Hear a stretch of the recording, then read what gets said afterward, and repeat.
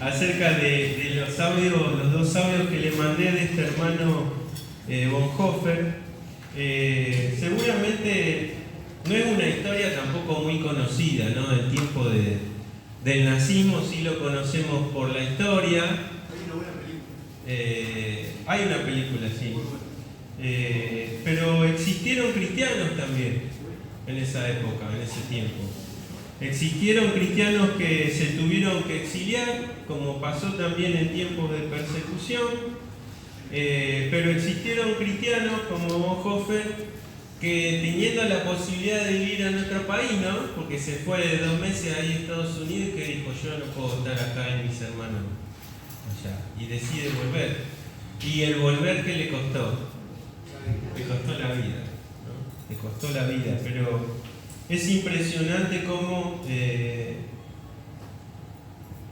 no solo se enfrenta, porque no es que uno va con una militancia en contra de, sino con una convicción de Dios, porque este hombre no solo se decidió a predicar lo que el Estado no quería, que era la palabra de Dios, por eso después en la historia funda un seminario clandestino, ¿no? Para predicar lo que había que predicar, que era la palabra de Dios. Y también oculta judíos y ayuda a sacar, ¿no? Algunos hermanos también, judíos cristianos, pero no necesariamente. Él sabía que lo que se estaba haciendo iba en contra de la voluntad de Dios. Y él entendía que sobre el poder del Estado, ¿quién estaba? La palabra de Dios.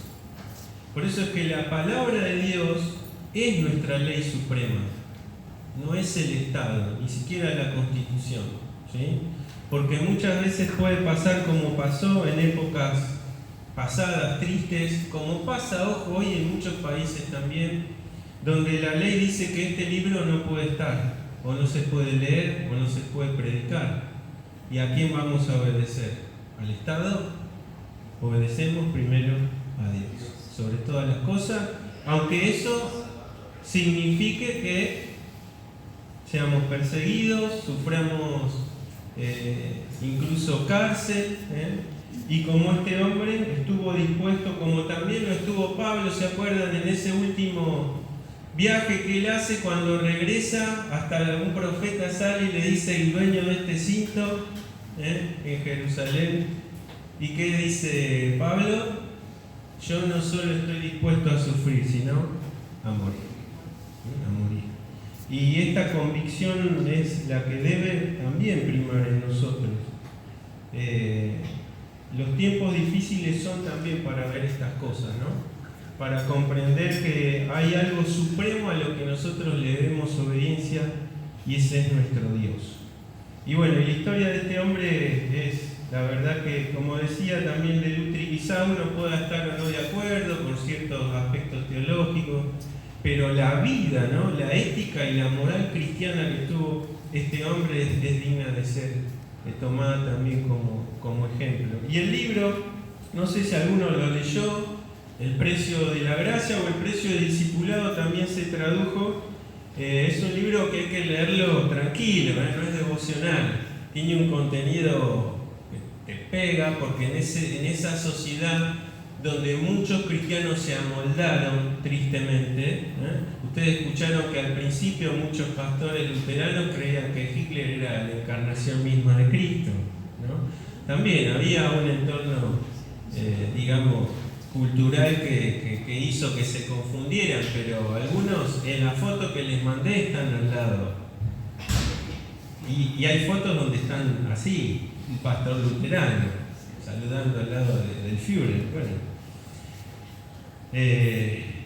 este hombre entendió que su Señor era Cristo, ¿no? Y ese libro es duro en el sentido de, como decía Sergio hoy en la introducción, él habla de esa gracia barata, y puede ser una contradicción en sus términos, pero hace referencia a eso, ¿no? Que hay un riesgo en nosotros de tomar livianamente esa gracia, ¿no? Porque es gracia, es un regalo, pero ese regalo, o sea, nuestros pecados tuvieron a alguien que pagó un precio, ¿Sí? No es que se fumaron así como por arte, no, hubo alguien que pagó por cada uno de nosotros. Esa gracia costó, ¿sí?, la vida del Señor Jesús. Y no podemos tomar en desmérito ese sacrificio. Por eso es que habla de arrepentimiento y de seguimiento, ¿no? Salvador dice, Cristo no vino a ser creyentes, vino a ser discípulos. Cada uno de nosotros debemos ser discípulos del Señor. Bueno, me alegro que les haya gustado entonces la historia de este hombre. Veré qué les paso esta semana.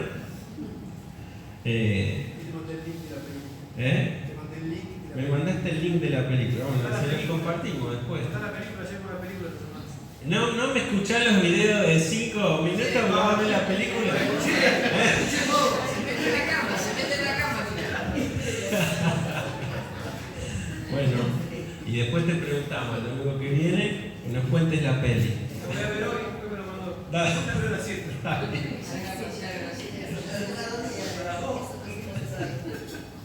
Bueno, regresemos a donde nos habíamos quedado, ¿sí? Hablamos de cómo enfrentar las pruebas. Yo les dije que solo lo resumí en 4 puntos, aunque sin duda puede haber más. El primero era, ¿se acuerdan?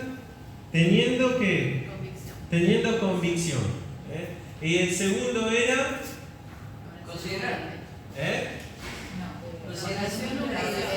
Humilde oración, y acentué lo de humilde. ¿Por qué acentué lo de humilde? Porque Dios resiste a los soberbios. Porque Dios resiste a los soberbios, dice Dorita. Muy bien. Y porque a veces podemos ir queriendo pulsear a Dios, ¿no? Torcer su voluntad a favor de lo que yo quiera. No. Al Señor se va en humilde oración. Ojo, no significa que nosotros no podamos preguntar a Dios en nuestra oración, nuestras dudas. Entendemos que su voluntad no siempre la vamos a entender, ¿no?, en tiempo de prueba. Pero en humilde oración nosotros podemos preguntar a Dios. ¿Se acuerdan cuando el miércoles se hablaba un poco de esto, acerca del hospedar, que muchas veces sin saber se hospedó ángeles? Ayer también se repitió el concepto. En el caso de Abraham y Sara, llegan estos 2 varones que eran ángeles de Dios, y después el mismo Dios dice, no he de declararle, ¿no?, a mi amigo Abraham lo que voy a hacer. ¿Qué iba a hacer? ¿Qué iba a destruir? Sodoma y Gomorra.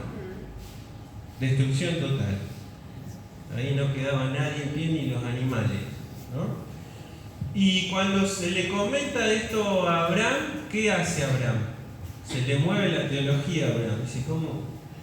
¿Pagarán justos por pecadores? ¿No? Ese era el pensamiento. ¿Y qué hace Abraham entonces? Empieza a negociar con Dios. No negocia con Dios Abraham.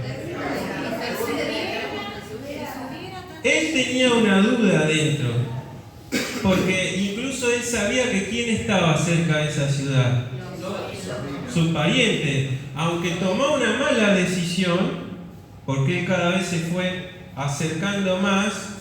No es que está mal vivir en una ciudad, a ver, no es que hay que ser cuáquero, pero ¿a qué se apegó? A todo, exacto. Su familia quedó apegada también. Porque incluso sus yernos, cuando son alertados, ¿le creyeron?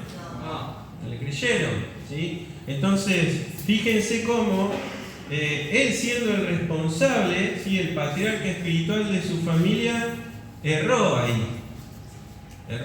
Y ven, tuvo un final triste, ¿no? Porque después la relación de las hijas con él, primero cometen ese pecado y después los que surgen siguen siendo enemigos del pueblo de Israel. Pero antes que eso, ¿qué hace ahora? Le pregunta, porque él dice, pero ¿cómo? ¿Y si hubiese tantos justos, van a morir a causa de todos esos pecadores? Ese es el pensamiento de Abraham. O sea, él ve como que habría una injusticia de parte de Dios y se quiere sacar esa duda. Pero cada vez que pregunta, ¿cómo pregunta? Señor, declarame, ¿qué dice? En humildad dice, si hallé gracia ante ti, disculpe mi Señor, y si quedaran tantos, Señor, otra vez no se enoje conmigo, dice, y si quedaran, ¿y Dios se enoja por la pregunta? No. Es cierto que Dios tiene paciencia con nosotros, pero nosotros no es que Dios es soberano y ya está, no. Si tenés dudas, llévalas en humildad delante de Dios. Llévalas delante de Dios. En su voluntad te contestará ahora, te contestará mañana, te contestará o no te contestará, pero es loable nosotros llegar a Dios con nuestras dudas, con nuestras incógnitas, ¿sí? Pero siempre acuérdense esto, en humilde oración, nunca con soberbia o arrojándome derechos de Él, no, porque estamos ante aquel que puede consumir con solo un chasquido lo que Él quiera. Y la palabra dice que si bien nosotros debemos ser temerosos de Dios, refiriéndonos al respeto y a la adoración y a la sumisión, en cuanto a miedo al cristiano nadie debe temer, ni a Satanás, ni al hombre, ni nada. Pero si hay alguien que sí debemos temer, ¿a quién es? A Dios. Porque es el único que puede destinar con solo desearlo el pensamiento de nuestra vida y de nuestra alma, ¿no? Así le dijo a sus discípulos, no teman a nadie, solo teman a aquel que puede a sus almas redimir o echar en el infierno, ¿verdad? Entonces, el temor de Dios sobre todas las cosas que haga, que nuestras oraciones siempre sean en humildad. El tercer punto que yo puse acá y que es importante, y ahora vamos a leer, vamos a pasar el micrófono. Vamos a este lado. Vamos a equilibrar. Hola, hola. Está. ¿Tenés la Biblia ahí, Cristian? Empezás vos, después vas para atrás, ¿sí? Van a buscar Salmo 119, Cristian. Salmo 119, 25 al 28. Marta, ¿tenés la Biblia ahí? 119, 49 y 50. Aide, 119, 92 y 93. Ahora les repito. Entonces, Salmo 119, 25 al 28, Cristian. Inoportuna.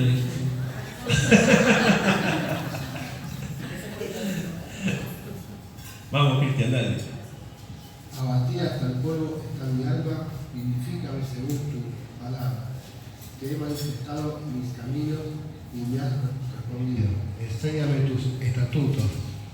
Hazme entender el camino de tus mandamientos, para que me medite en tus maravillas. Se deshace mi alma de ansiedad. Susténtame según tu palabra. Perfecto. Bueno, más claro, imposible, ¿no? La palabra de Dios como un sustento y como fuente de paz para nuestra alma afligida, para nuestra alma en tiempos de prueba. Salmo 119, 49 y 50, Marta. Acuérdate de la palabra dada a tu siervo, en la cual me has hecho esperar. Ella es mi consuelo, es mi aflicción, porque ella es mi consuelo en mi aflicción, porque tu dicho me ha vivificado. Perfecto. ¿Cuántas veces hemos experimentado esto, no? Que su palabra fue un consuelo, y a veces incluso de versículos que conocemos y hemos leído muchas veces, pero en el tiempo justo el Espíritu Santo la clavó ahí, dijo, esto es para vos, y hasta nos sale una muesca de alegría y de gozo la palabra del Señor. Y nos quedó ahí te dije, 119, 92 y 93. Si tu ley no hubiese sido mi delicia, yo en mi aflicción hubiera perecido. Perfecto. Nunca jamás me olvidaré de tus mandamientos, porque con ellos me has vivificado. Bien. Ustedes saben que este salmo posiblemente sea un salmo de Esdras en realidad, ¿sí? No de David. Y en un tiempo también muy particular, porque ¿qué pasó en tiempos de Esdras?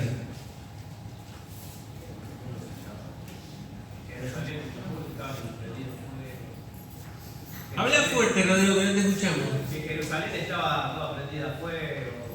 ¿Qué le tocó hacer a Esdras y a Nehemías? Reconstruir. Pero acuérdense, ellos no venían de fiesta. ¿De dónde venían?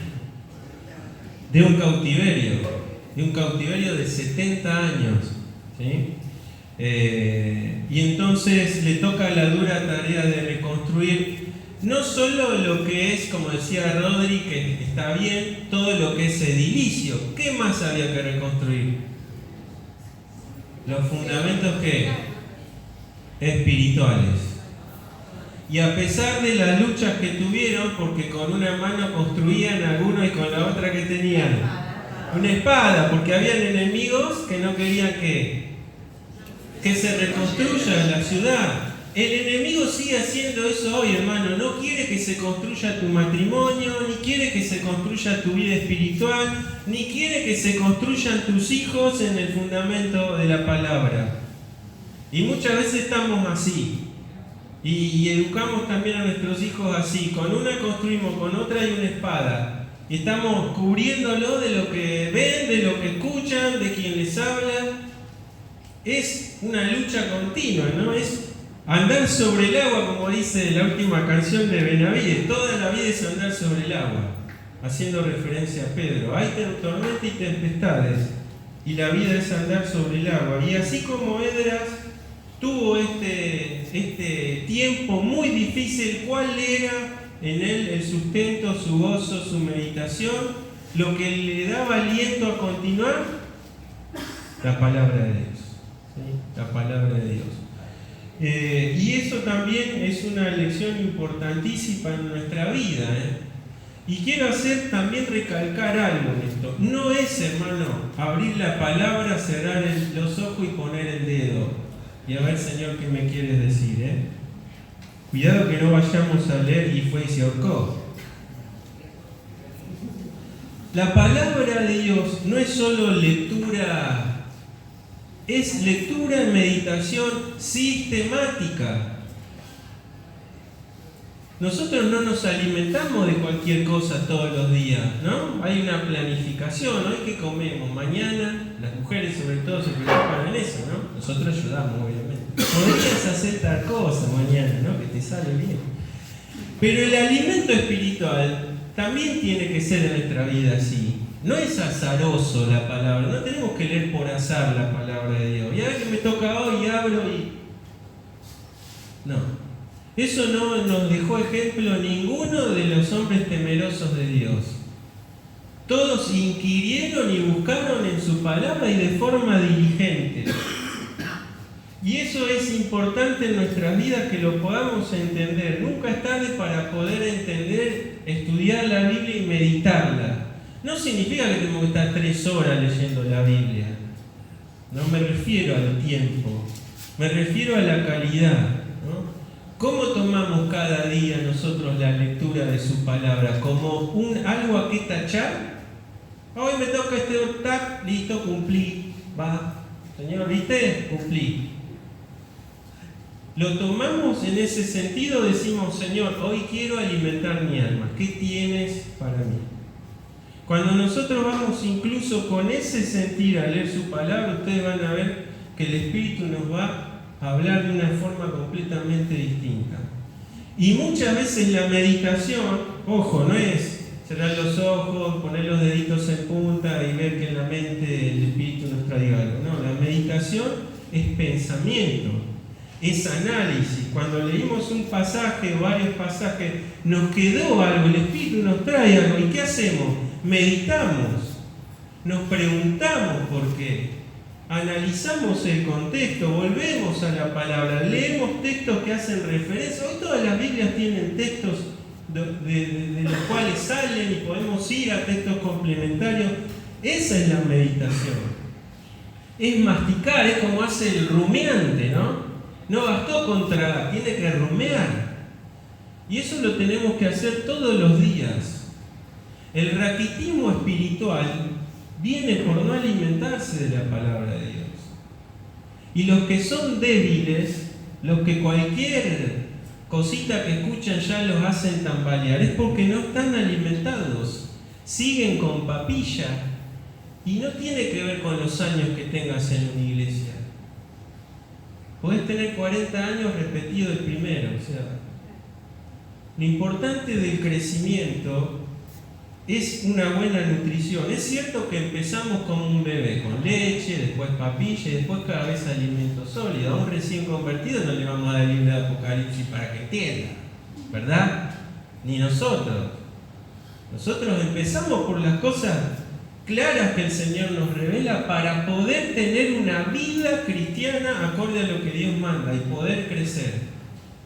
Lo demás lo vamos a ir adquiriendo con el tiempo. El Señor mismo le dijo a sus discípulos, esto no lo van a entender ahora, lo entenderán después, y lo mismo nos pasa a nosotros. Por eso dudas vamos a tener siempre en su lectura. Por eso no nos tiene que quitar el sueño, porque muchas veces seguimos leyendo y esa duda, ¿qué hace? Se responde más adelante con la misma palabra de Dios. ¿Qué hay que tener? Disciplina, una palabra que hoy parece que se radicó incluso en las escuelas. Disciplina como cristianos. Antes los judíos eran disciplinados, a veces demasiado ya se pasaban, ¿no? Y veneraban ese orden antes que a la palabra, pero ellos oraban 3 veces al día, se estudiaban la Torá de memoria, tenían eso como un fundamento que era inalterable. Y nosotros a veces tomamos con cierta liviandad. ¿Y por qué? Y bueno, porque hay tiempo para esto. Pero nos olvidamos que la nutrición espiritual depende de su palabra. Si no comemos la palabra de Dios, no pretendamos estar firmes, estar gozosos, tener paz en medio de las pruebas. Olvídate, vas a vivir atribulado y en aflicción. Quería leerles algo de Crisóstomo, esto es del siglo IV. Este hombre tenía homilías muy interesantes y graficaba la palabra de Dios de una forma que te hacía meditar muchas veces. Y yo solamente les voy a leer un extracto que él habla justamente de la nutrición de su palabra. Dice así: el árbol plantado junto al arroyo de aguas, creciendo al borde mismo de la ribera, disfruta constantemente de su conveniente humedad y desafía impunemente todas las intemperies de la atmósfera. No teme a los ardores disecantes que produce el sol, ni al aire inflamado. Teniendo en sí una savia abundante, se defiende contra el calor exterior y lo hace retroceder. Del mismo modo, un alma que permanece cerca de las aguas de las Santas Escrituras, que de ellas bebe continuamente, que recibe de ella misma ese riego refrigerante del Espíritu Santo, llega a hacerse superior a todos los ataques de las cosas humanas, sea la enfermedad, la maldición, la calumnia, el insulto, la burla o cualquier otro mal. Sí, aunque todas las calamidades de la tierra atacaran a esa alma, se defiende fácilmente contra todos estos ataques, porque la lectura de las Santas Escrituras le proporciona consolación suficiente. Ni la gloria que se extiende a lo lejos, ni el poder mejor establecido, ni la ayuda de numerosos amigos, ni ninguna otra cosa, en fin, puede consolar al hombre afligido como la lectura de las Santas Escrituras. ¿Por qué? Porque esas cosas son perecederas y corruptibles, y porque la consolación que dan pertenecen también. La lectura de las Santas Escrituras es una conversación con Dios, y cuando es Él quien consuela a un afligido, ¿quién podrá hacerlo caer de nuevo en la aflicción? Bueno, sigue la meditación, pero quería leerles este extracto que a mí siempre me hizo ver y graficar, ¿no? La importancia, bueno, para este hombre en ese tiempo también que sufrió penalidades y que se vivían tiempos difíciles, él pudo encontrar, fíjense cómo lo grafica, ¿no? Como ese árbol que soporta cualquier incremento del tiempo, ¿no? Dice, ¿quién, aquel que se nutre de la palabra, va a poder estar, ¿no? Derribado, tirado, agobiado? y se los quería compartir, porque por más que tiene algo poético, es entendible y también está sacado justamente de la palabra de Dios. Bueno, entendido este punto, entonces, no quiero andar más acá. Yo sé que el tema de su palabra es un tema amplio, pero me parece que queda claro el concepto, ¿no? Entonces tenemos convicción, tenemos humilde oración, tenemos lectura y meditación de su palabra, y el cuarto punto, y lo puse a lo último por una razón que ya les voy a decir, es buscando apoyo en nuestros hermanos, ¿sí? El cristiano no es el llanero solitario, no. Por algo Cristo murió, ¿sí? Y es para formar un cuerpo, que somos nosotros. Y los cuerpos, o el cuerpo que tiene miembros. Y los miembros, la mano va sola por ahí, la oreja camina, que dice, están y se ayudan, ¿qué? Mutuamente. Hay una relación perfecta, ¿no? En el cuerpo. Siempre que el cuerpo esté sano, que la iglesia esté sana. Cuando la iglesia está averiada, como nuestro cuerpo, y la mano no responde como debe responder, el pie arrastra, ¿no? Vamos como se puede. Pero mientras el cuerpo está sano, nutrido y dependiente de la cabeza que es Cristo, todo ese cuerpo debe ayudarse mutuamente. Buscando entonces apoyo en nuestros hermanos. Habías quedado sin leer, no te voy a saltear. Vas a leer Gálatas 6.2. Gálatas 6.2. Ahí atrás Dorita, que la otra vez me saltó. ¿Me vas a saltear? Guarda. Dorita, vas a leer Colosenses 4.12. ¿Lalo, querés leer? ¿No? Seguimos para atrás. Eli, Filipenses 24. No hay más. Filipenses 24. No es el capítulo 24, ¿no? Entonces, Colosenses 4.12, Filipenses 24, y si algunas de tus amigas a tu alrededor pueden leer. ¿Judith quiere leer? ¿Eli, querés leer, Eli? Segunda Timoteo, Eli, 4, 9 y 10. Les doy tiempo ahí para que busquen. Vamos a leer Gálatas 6.2. El micrófono, pasalo. Sí, así, lo que después queda grabación y me retan que no se escucha, Hay uno ahí en el fondo, me retan. Sobrellevar los unos las cargas de los otros y cumplir así la ley de Cristo. Perfecto. Nosotros, una vez un adventista me dijo, nosotros los cristianos tenemos que cumplir la ley. Bueno, haciendo referencia a que... Y yo le dije, no, los cristianos tenemos que cumplir, ¿qué ley?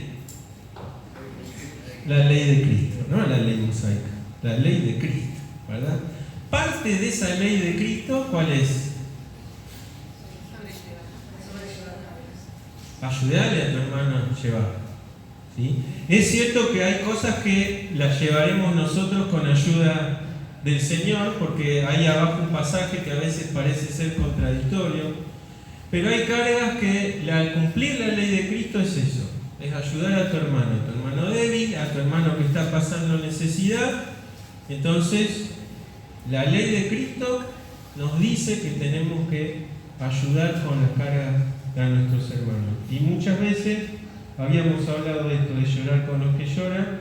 No es solo compadecerse, es también una mano, como se venía hablando, es por ahí un tiempo de alojamiento en nuestra casa, es sustento, es abrigo, es oración, es consolación de las Escrituras. ¿Cuántas veces hemos recibido en tiempos difíciles una porción bíblica en el teléfono y fue dada por Dios? Porque sí, fue un hermano que la mandó, pero un hermano en las manos de Dios es el instrumento de Dios. Y fue de consuelo. Yo doy testimonio que es así. Hermanos en mi vida han sido siempre hermanos y hermanas, ¿no?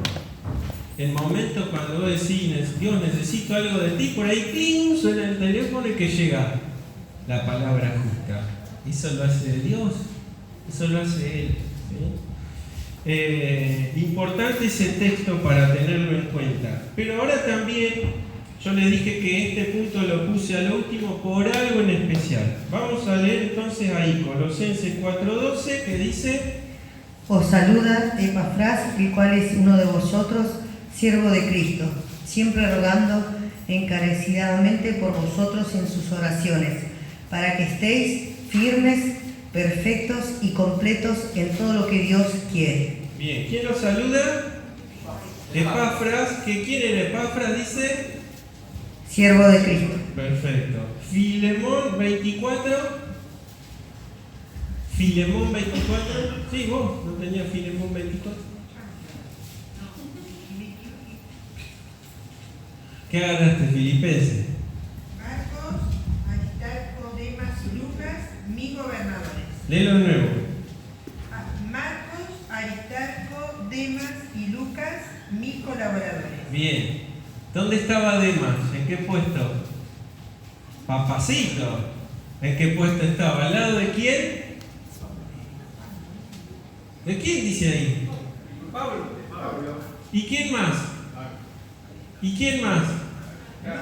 Y Lucas. Marcos, el primero que había... ¿Se acuerdan?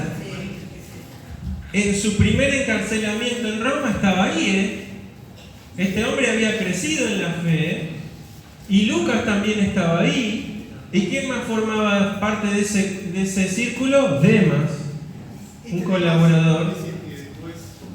Siempre te me adelantás. Me adelantás. ¿Por qué? Qué cosa ansiosa. Tenemos que hablar de ese tema. Ansiedad.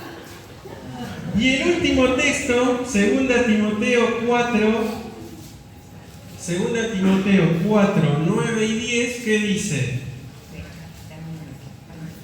Pasaron unos cuantos añitos ahí.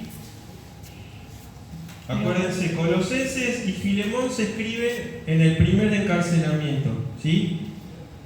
Y en ese tiempo difícil hay un grupo de hermanos que lo está apoyando a Pablo, ¿sí? Y con ellos está Demas.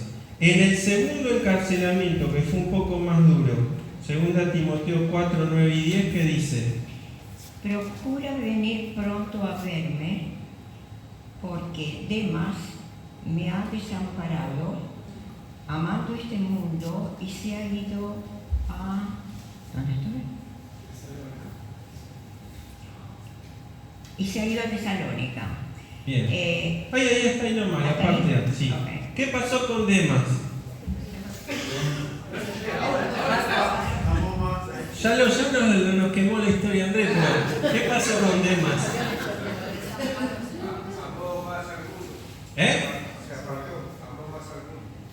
Esa palabra desamparo, saben que en el griego significa dejar librado a... No le dejó, porque se acuerdan ustedes, por ejemplo, en la historia que el Señor cuenta de el buen samaritano, que en realidad la palabra no era para levantar al samaritano, era para darle a los religiosos, ¿no? Exacto, tendría que ser los malos religiosos el título de ese. Pero el buen samaritano lo cura, no se puede quedar con él, tiene cosas que hacer, pero ¿qué hace? Deja pago. Y si falta, cuando vuelvo. ¿Se acuerdan, no? No pudo estar presente, pero acá está. Y si faltó algo, cuando vuelvo, yo me hago cargo, ¿sí? No es la idea de Demas acá. Demas se fue y lo dejó librado, ¿no? Y lo triste de todo es que Pablo dice que se fue, ¿qué? Amando el amor a las cosas del mundo. No, ojo, no significaba que Demas se había vuelto un idólatra, ¿no? No es que se volvió al paganismo ni nada de eso.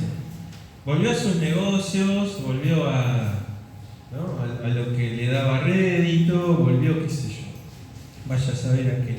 Y se fue a Tesalónica, que no en vano se va a Tesalónica, era un puerto próspero, así que posiblemente Demas volvió a sus negocios y dijo: Pablito, yo te acompañé hasta acá, está muy lindo el Evangelio, pero me voy, y se fue y lo dejó en banda literalmente. Y entonces vamos a leer el pasaje que sigue. Ahí, ¿quién está para leer? Edith, ¿querés leer vos? ¿Querés leer la Biblia, Edith? Judith. No. ¿Elena? ¿Sí? ¿Tenés Biblia? Dale, Elena, vamos. Se puso la campera, le dio frío. Segunda Timoteo, Elena. Segunda Timoteo. Ahí va a ser el mismo capítulo. Es capítulo 4, del 16 al 18. 4 del 16 al 18. En mi primera defensa ninguno estuvo a mi lado, sino todos me desampararon. No les sea tomado en cuenta, pero el Señor estuvo a mi lado y me dio fuerzas para que por mí fuese cumplida la predicación y que todos los gentiles oyesen, así librado de la boca del león. ¿Sigo? El 18, sí. Y el Señor me librará de toda obra vana y me preservará para su reino celestial. A Él sea gloria por los siglos de los siglos. Amén. Amén. ¿Qué pasó con Pablo acá? Quedó solo. ¿Ahora entienden por qué lo puse a lo último, a este punto? ¿Somos necesarios? Totalmente. Cumplir la ley de Cristo está en apoyarnos entre nosotros. Pero ¿saben qué? Fallamos. Y lo puse a lo último este punto porque tiene que ser así. Lo primero, el primer refugio, el primer apoyo al que tenemos que ir no es el hombre, no es el amigo, es el amigo fiel, es Cristo, es el Señor. A veces nos ha tocado invertir esto. Nos pasó algo, llamo. Nos pasó algo, llamo a tal. Y esta no es la voluntad de Dios para nosotros. Primero, a Él. Y Él incluso se va a encargar de poner a tu lado la persona que a veces, ojo, a veces no es ni tu familiar ni tu amigo.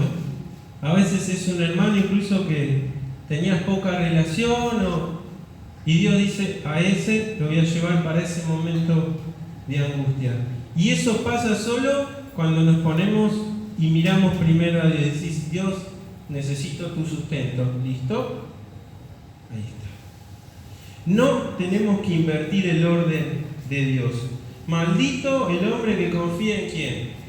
En el hombre. ¿Saben por qué muchos dejan la iglesia y se van? No, en la iglesia me decepcionaron. No, hermanos, nosotros somos pecadores en recuperación. Muy bien, como dice Gonzalo, ¿no? Como dice la palabra. Puestos los ojos en Jesús. Y muchos han dejado la iglesia porque se sintieron decepcionados por tal o cual. O por el pastor, o por el líder, o por el hermano que era su amigo. Y la realidad es que eso, si eso pasa en nosotros, vamos no solo a sentir decepción, a veces vamos a renegar con Dios, pero actuamos mal en nuestra vida, porque nuestra plena confianza y certidumbre de fe no está en el hombre, está en Dios. Cuando Pedro caminó por las aguas, no caminó mirando a sus amigos apóstoles. ¿A quién miraba? A Jesucristo. La única forma de que lo sobrenatural pueda suceder es mirando a Jesucristo. Y esto, por eso lo puse a lo último. Somos totalmente falibles. Y nuestra confianza primera es Jesucristo. Y Él pondrá a nuestro lado 1, 2, 10 o toda la iglesia a nuestro favor, si es voluntad de Él. Eso significa igual que, bueno, que entonces me dejo llevar y le hago el favor a quien quiero. No es así. O sea, nosotros debemos ser personas en las quienes se puede confiar. Por más que uno no tiene que poner su confianza en el hombre, el cristiano tiene que ser una persona confiable. Se nos debe confiar cosas y nosotros tener integridad para hacerlo. Por eso la ley de Cristo es, hermanos, sobrellévense las cargas, pero nunca mirando primero al hombre, siempre mirando a Dios. Porque ¿saben qué? Sufriremos decepciones. Habrán hermanos que ayer estuvieron y hoy no están. Y sin duda a veces eso trae tristeza, no vamos a negar que no. Pero no nos puede hacer tambalear de la fe, ¿no? Porque ¿por qué venimos a la iglesia? ¿Nos hace bien estar juntos? Y sí que nos hace bien. Pero si fuese solamente por eso, como dice un hermano, este sería el club de Jesús. Y la iglesia es el cuerpo de Cristo, cuya cabeza es Cristo. Entonces venimos a servir a Él. Venimos a buscarle a Él, venimos a aprender de su palabra. Y como un complemento, estamos como un cuerpo. Y cada miembro se ayuda mutuamente recibiendo de la nutrición que solo Dios puede dar. Por eso quería tocar este tema. Y asociado a esto, hermanos, Pablo dijo, nadie estuvo en mi primer defensa, pero ¿qué agrega después? Que no le sea tomado en cuenta. Eso significa que Pablo perdonó. Las decepciones de un hermano que podemos sufrir o tener deben ser perdonadas en Cristo Jesús. No podemos llevar rencores con el hermano que tenemos al lado. Cuando habla ahí, y quiero hablar un poquito de la cena, el tomar la cena indignamente pasó en Corinto porque contextualmente habían rivalidades en esas iglesias. Unos decían, yo soy de... No, vos sos de Pablo, yo soy de... Y yo soy de Cristo. Soy mejor porque soy de Cristo. La cena era terrible porque ¿qué pasaba incluso? Comían, chupaban y ¿qué pasaba? Se embriagaban. A ver, la cena no era el desayuno del Señor como nosotros nos gustamos muy temprano. La cena era una cena. El domingo era un día laboral para ellos, no era de descanso como el nuestro, era como un lunes. Entonces terminaban de trabajar tarde, por eso dice Pablo, espérense. ¿Por qué? Porque los esclavos los llevaban más tarde. Espérenlo, tengan amor, están llegando, dejaron sus quehaceres. ¿Y qué hacían? Comían, habían tenido todo un día de trabajo arduo, de cansancio. Entonces ese era el momento del ágape. Comían, bebían, pero algunos dice, ustedes no toman la cena del Señor, se adelantan y toman su propia cena. Que eso también es importante. El encuentro que nosotros tenemos acá no es nuestra cena o nuestro... Y no es ni siquiera vengo para ser beneficiado. Vengo porque la cena o la reunión o el partimiento del pan es del Señor. Recordamos lo que Él hizo. Él nos involucró, nos insertó en su cuerpo. Él. Y entonces Pablo, ¿qué les dice ahí? Ustedes, en esto no les voy a alabar, porque ustedes acá están errando. Están participando indignamente. Porque hay rivalidades entre ustedes, no hay perdón. No se esperan, incluso algunos se embriagan. Y cuando participan, entonces, ¿qué estaban haciendo? Comiendo y bebiendo juicio. ¿Por qué? Porque era un acto hipócrita totalmente el participar de un símbolo que significa la comunión al cuerpo de Cristo por su sacrificio y vos estás enemistado con tu hermano. Cuando eso pasa, entonces ahí comes y bebés juicio de Dios. ¿Ah? No significa que no puedo venir y pedir perdón por mis pecados, hermanos. Si a veces pecamos en la misma reunión, porque se nos atraviesa un mal pensamiento. El comer y beber juicio era porque estando enemistados entre ellos participaban de la reunión suprema de comunión. Entonces era un acto completamente hipócrita. Y comer y beber juicio era literal. Pablo dice ahí, algunos están debilitados y algunos no era un dormir espiritual, se habían muerto como juicio de Dios.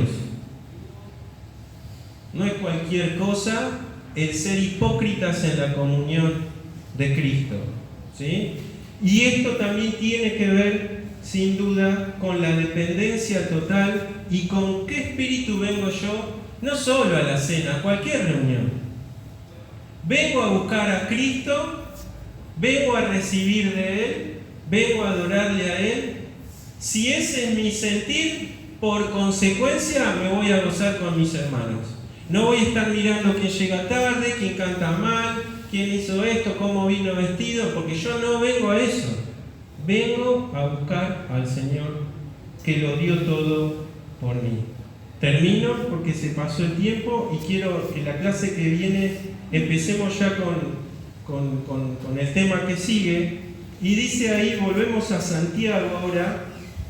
¿Quedó claro entonces estos 4 puntos? ¿Cómo enfrentar las pruebas? Teniendo convicción, en humilde oración o meditación, leyendo la Biblia, ¿sí? Y buscando apoyo también en nuestros hermanos, entendiendo que nuestra confianza primero está en ¿quién? En Jesucristo. Un dato, Nico, 49 veces en el Nuevo Testamento dice los unos por los otros. Seguramente, sí. Sí, porque lo que tenía que ver justamente con demostrar al mundo, ¿cómo demostramos al mundo que somos hijos de Dios? Dijo el Señor, si tuvieres amor los unos por los otros. ¿Sí? O sea, por eso es cumplir la ley de Cristo también forma parte. Bueno, Santiago termina diciendo en el verso 4, mas tenga la paciencia o la resistencia, como vimos, su obra completa, ¿para qué? Para que sean perfectos y cabales, sin que le falte ¿qué? Cosa alguna. Bien, la perfección acá no habla de no tener pecado, habla de maduración, ¿sí? Ustedes cuando le está diciendo con las pruebas, van a adquirir esa resistencia, esa paciencia, y la obra completa que eso genera en ustedes es que puedan madurar. El cristiano maduro en Cristo no es el que más sabe de Biblia. A veces erramos en decir, oh, qué maduro, cómo sabe. No tiene que ver estrictamente con el conocimiento. Es cierto que un hermano maduro conocerá y meditará en la Escritura, pero el cristiano maduro es el que manifiesta en su vida el carácter de Cristo. Por ende, es un hermano que manifiesta amor, que manifiesta gozo, que tiene paz, que no va al choque, que cuida su boca, que tiene fe, que tiene dominio propio y que por ende manifiesta la paciencia. Es la paciencia de Cristo, como dice su palabra, ¿no? Por eso es que quería también recalcar un poquito de esto, porque a veces puede pasar que el conocimiento tiene un riesgo en nosotros. ¿Cuál es? Ahí está. Desvanecer. Por eso Pedro dice que le agreguen al conocimiento dominio propio. ¿Sí? El conocimiento por el mero hecho de conocimiento no sirve. Si no hay aplicación de lo que Dios permite en su gracia que yo conozca de Él, no sirve. Por eso los bienaventurados no son los oidores. ¿Quiénes son? Los hacedores, es decir, los que ponen en práctica eso que vos conocés de Dios. Lo que no conocés, lo entenderás más tarde. Pero lo que hoy conocés de Dios, hay que ejercitarlo. Y cuando vemos el carácter de Cristo en un hermano que por más que por ahí no conoce mucho de Biblia, pero tiene la virtud del carácter de Cristo en su persona, ese hermano es maduro. Ese hermano está madurando, el que perdona, el que pasa por alto las ofensas, el que es pacificador. Ese hermano maduró y no tiene que ver con el tiempo que llevamos en una iglesia. Como les digo, podés tener 40 años en una iglesia y repetir 40 veces el primer año que estuviste. En Job habíamos recalcado esto. de los amigos de Job, el que mejor habló, el que habló de forma sabia, fue el menor de todos, no el más grande. Por eso es que la sabiduría en realidad y el crecimiento espiritual lo da Dios en la manera que nos sometamos a Él. Y eso puede pasar con 15 años, con 20, con 40 o con los que tengas. No depende de tu edad o de los años que llevas en la fe. Y dice, termina para ser cabales. Lo aclara ahí, dice, la palabra cabal significa que está con sus piezas completas, que está en integridad. Las pruebas que el Señor permite entonces en nuestra vida va a generar en nosotros integridad y crecimiento espiritual. Espero que este tema, que si bien obviamente se puede profundizar mucho más, me he detenido un poquito acá porque creo que es necesario poder recordar, porque hay cosas que las sabemos, solo nos falta organizarlas a veces un poquito, pero poder recordar el porqué de las pruebas, de qué forma vienen, pero cómo tenemos que atravesar estos momentos de prueba.